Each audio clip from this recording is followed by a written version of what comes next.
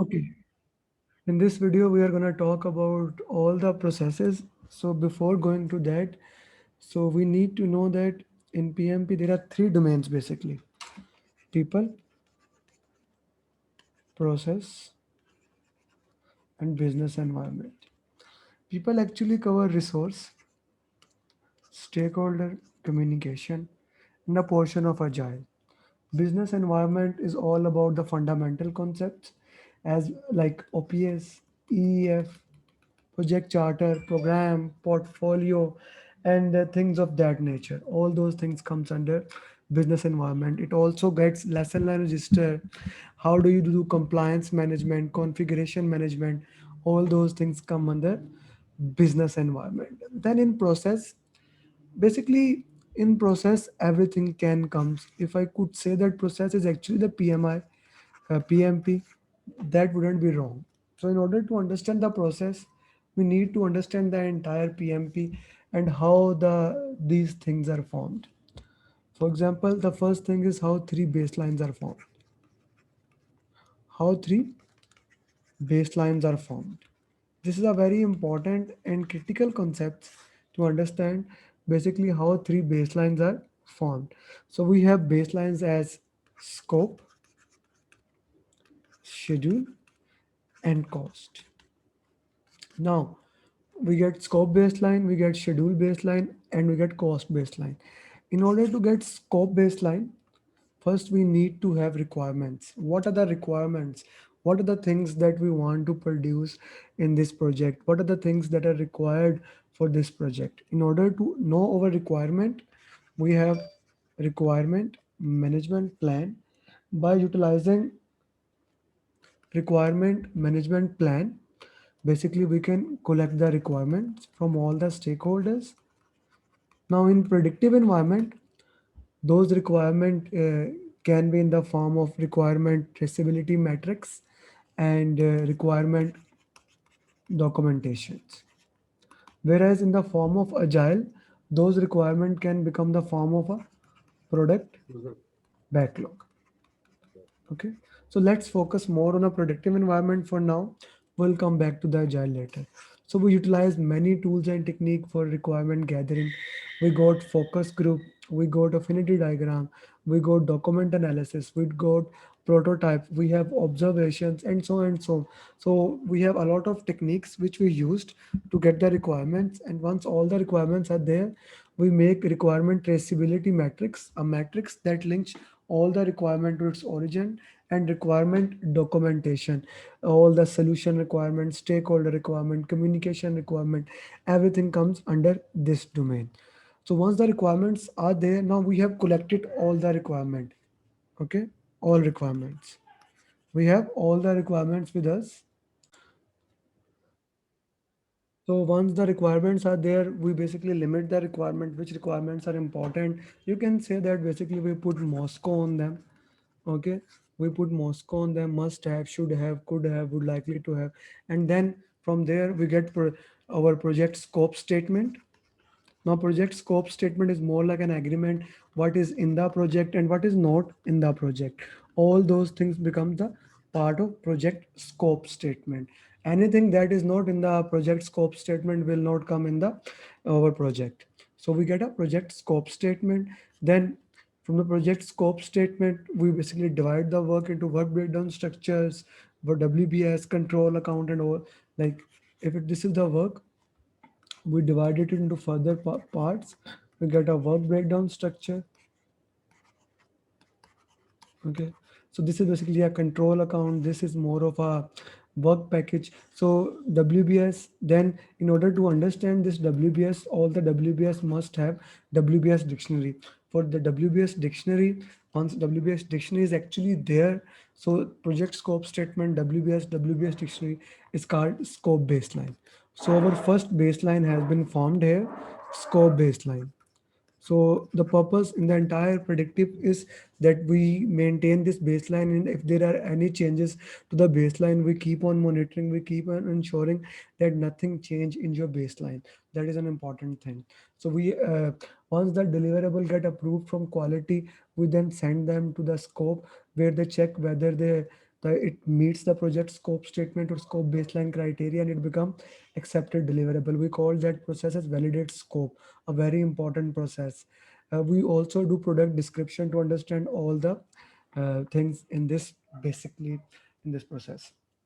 Once that is done, then in schedule, in order to make schedule baseline, we divide the work package further following the schedule management plan into activities, activity list, milestone list, activity list, milestone list, and then other things. So you make activity list, milestone list, activity attributes help to understand activity list. Once the list is there, then you sequence these activities like activity A, activity B, activity C through finish and start, and you make your critical path. You do the critical path analysis, and once the critical path is made through utilization of analogous estimation, parametric estimation, 3-point estimation, all these type of estimations, once you have made, you make project schedule network diagram, critical path, and you add all the schedule, you get schedule baseline. The next step is basically making the cost baseline. In cost baseline, we estimate the individual cost of each activity, and then we add it and we get cost baseline. Very important thing to understand in cost baseline. In cost baseline, contingency reserves are added in the part of the cost baseline, whereas management reserves are not added in the part. Then an important thing in schedule and cost is SPI, that is schedule performance index, and CPI. Exam will ask you where do you stand in schedule and where do you stand in cost. So if it is greater than 1, it is a good thing. Less than 1, bad thing. Equal to 1 is okay thing. In cost based in costing topic, we also use funding limit reconciliation and financing. That's basically how you made your 3 baselines. Once your baselines are done, now you are ready to work, ready to make further plan. Meanwhile, you have identified all the stakeholders and you put them into the stakeholder register.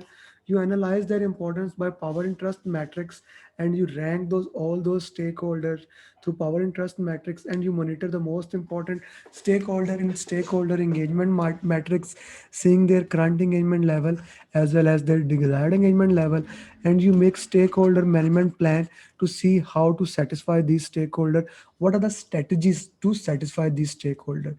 In execution, you implement this plan, and then in monitor you see if there are new stakeholder, or you need to change your strategies to maintain, to manage your stakeholders. While you are managing stakeholder, an important plan must be formed, communication plan, how to communicate with the stakeholder. We need to have right information, remember 4R, right information at right time to right people to have right impact. This is the, you say, crust of stakeholders. We need to provide the right information to the stakeholder at right time so that they can understand all those things, and who is authorized to share the information, how to share this information. All these things must be placed into the communication management plan. Once the communication management plan is formed, understanding the culture of stakeholder, their diversity, understanding them, then we implement that communication plan. And if there's any variance, we try to correct those variants throughout the process. So that is all about communication. Another important thing is resource. Resource can be four type: manpower, material, machinery, money. All these type of resources are there, and you need to manage all these type of resources when you are working with the project. So most important resources is a human resources, a manpower. In order to get humans, we you need to understand like Maslow hierarchy of need. What does motivate basically human? How the humans work? All those motivation thing, Macklin's theory, to understand how the people come. Once you have understand it, then understanding for the Tuckman ladder, forming, storming, norming, performing, and adjourning. This Tuckman ladder is very important as you move through the process.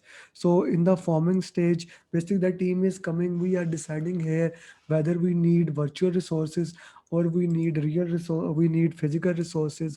If virtual resources are there, what are the challenges of the virtual team, how you can work on that and how you can improve on that. And if you are getting physical resources, how you are going to work with them, how you are going to resolve all those issues, you need to work on that. You need to identify what are the kind of resources you need depending upon the work. You need to do training need assessment, and once you have done those TNA along the way, you need to identify which resource need which training, and you provide those training, and you need to measure the training outcomes so that you can understand how the resources are working. We make ground rules and team charter here to clarify what is expected from the entire team. Once all those things are done, then we move to the storming stage. Now, in the forming stage, the team was more of a new. They were reluctant to share the information. They were doing their best. In storming, that barrier is broken. Now people start having conflict. So understanding stages of conflict plays a great role here. Where does the stakeholder stand? What is the information? What do they require? What is the how to handle the conflict? Which conflict technique to use? Understanding active listening and emotional intelligence. Understanding the emotion of yourself and other people is very important.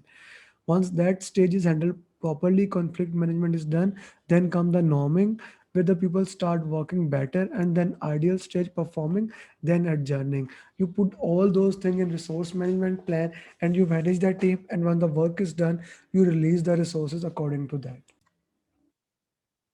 Very important topic is risk. Risk is any uncertain event that may or may not occur depending upon the circumstances. So you of course make plan risk management. You make a plan how to basically handle all those risk. Plan risk management is a key for that. Once you have made a plan that define the risk, whether your organization will be risk averse, risk seeker, risk neutral, all those things is done. Then you identify all the risk. Identification of all the risk is very important. If you identify all risk, you can put them in the context. Okay, so from there you get risk register, risk report. So list of all the risk, potential responses, potential owners are there. Once the risk has been identified, then you rank the risk through qualitative risk assessment. You try to rank the risk: high risk, medium risk, low risk. So now PM can basically focus on the high risk. Once you have ranked them qualitatively, sometimes you need to rank them quantitatively. Otherwise, you most of the time you don't need to rank them quantitatively. Quantitatively means giving a number to a risk, giving a number to a risk, where how does the risk stand, how much time it will take to complete this schedule, how much money is required to complete this work. So quantitative use Monte Carlo analysis, simulation, influence diagram, all those things. Once that is done, then you plan for the risk responses, for negative responses as well as for positive responses. For negative responses, we have avoid. We don't want to do that thing at all. Risk is probability into impact. If we don't want to do making probability zero, it is avoid. Then mitigate. Okay, we use some things and we decrease the intensity. Then transfer, then accept, and then escalate. For positive, we have exploit. Reverse of avoid is exploit. Then enhance, then share. Reverse of mitigate, enhance, transfer, share, accept, and then escalate. A very important thing in acceptance of risk. Acceptance have two types: active acceptance and passive acceptance. Now, in active acceptance, we make plans, but we don't take any proactive action. If a risk occur, we make contingency reserve and we make plans. Okay, if this occur, we will do it accordingly, and we make contingency reserve for it. For passive, we don't do anything. Although we have identified a risk, but we are not taking any action. So if that risk occur, we are going to use money from management reserve. Very important difference between acceptance and mitigation or avoiding. In acceptance, we have only make plans, we are not taking any proactive action.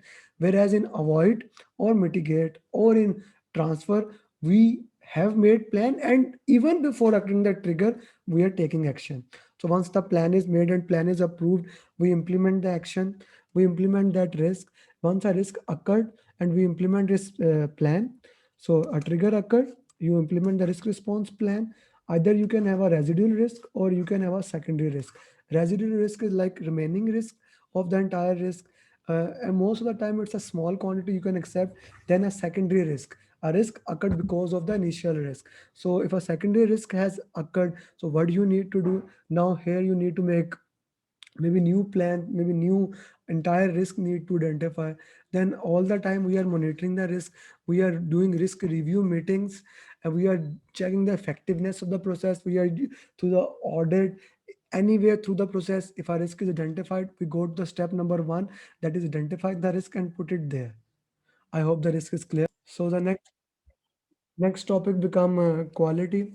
Now in quality, the first thing is planning the quality. In planning the quality, we basically do two things: cost of quality, how much cost you are gonna put in your cost management plan, in your cost baseline for the quality.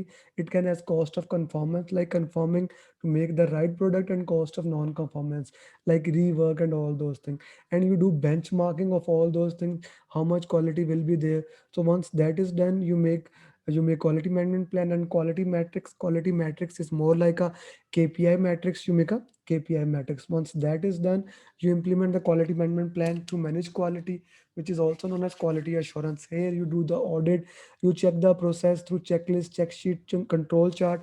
Manage quality is all about ensuring that the right deliverable get produced. Once that is done, you are also doing quality control quality. Control quality is all about making sure that the right deliverable get passed through the quality process. The deliverable that we are going to show the to the client, they matches the quality standards. So we get a verified deliverable in control quality. So that's all about quality. The tools of quality are very important: checklist, check sheets, control charts, fishbone diagram, also known as cause and effect, scatter diagram showing the relationship between two, Pareto 2080 principle, histogram. All those things are very, very important to understand. So once quality is done, the next topic is procurement. Okay, now comes the procurement topic. Procurement is very important in the sense we first need to see whether we need to make or buy. Once we have decided we need to make, we need to buy, then we do source selection criteria. What are the things we need to buy? What is the criteria? Is it the price? Is it the quality? Is it the money back guarantee? So all those things we put on the source selection criteria. Once we have made our source selection criteria, then we write procurement statement of work, and then we send it to the potential bidders. They bid it on this, and we get their feedback. We get the feedback on all those things, and we advertise the opportunity. Once we get the bidding, we talk to the sellers. We basically we see what are the types of contract we can have. We can have fixed price contract. If scope is fixed, we can have fixed price incentive fee, fixed price, economic price adjustment for for number of years contract. Then is cost reimbursement. When scope is not fixed, cost reimbursement, incentive fee, and award fee, and time and material contract. Once an agreement is signed, the agreement become the bible for the contract. When the people start working on it, then we do inspection of the deliverables, and if it is in the contract, we do the audit. During inspection, if we don't agree something, if there's a conflict occurred, we try to resolve the conflict through what is written in the contract, through collaboration. If we cannot do, we have to go to alternate dispute resolution.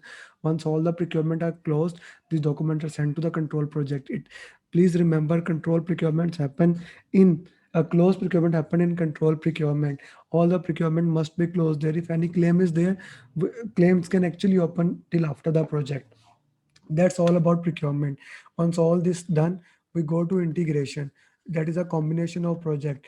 So any kind of change request that is formed throughout the project, the change all the change must go to the project manager, and the project manager evaluate the change. If the change is from customer, after evaluation, he tells the customer, hey, do you want this change or not?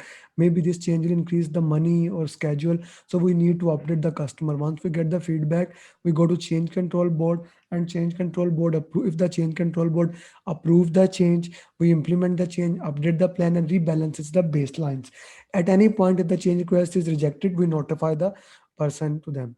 So an important thing to understand is deliverable journey. Deliverables are produced in execution, then they go to quality, they become verified deliverable, then they goes to validate scope, where they become accepted deliverable, then closing and become final product, and they are shifted to the client. So these are important thing. Now important thing to understand about what happens in closing: first the deliverable goes become final deliverables.